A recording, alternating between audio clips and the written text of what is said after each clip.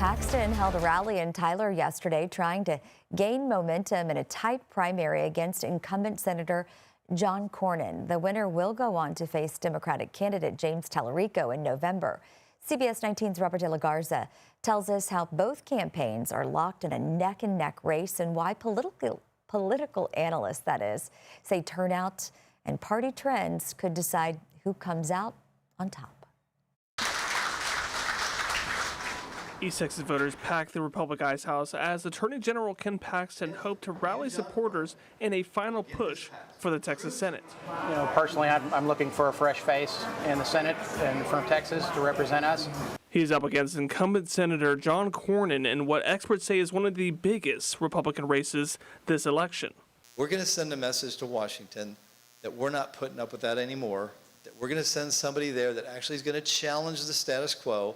While both candidates are locked in neck and neck, President Donald Trump and Governor Greg Abbott have stayed on the sidelines without endorsing a candidate. In this runoff primary that's going to determine the political future of John Cornyn and Ken Paxton, right, either way that it goes. Political science professor at LaTourneau University, Dr. John Barrett, says Cornyn has faced pressure from voters who question whether he is pro-Trump. He was not a Donald Trump supporter. As a matter of fact, he said in 2016 that he was an albatross around our necks. While Paxton has campaigned as the more aggressive conservative.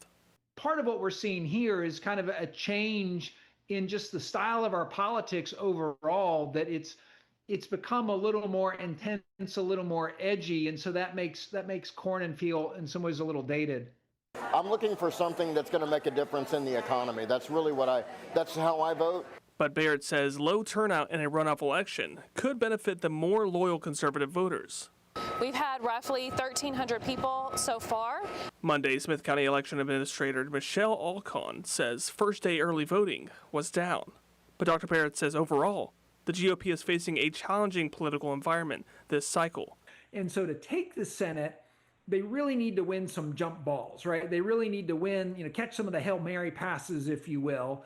The reason it's such a tight race is because Texans are tired of the same old, same old.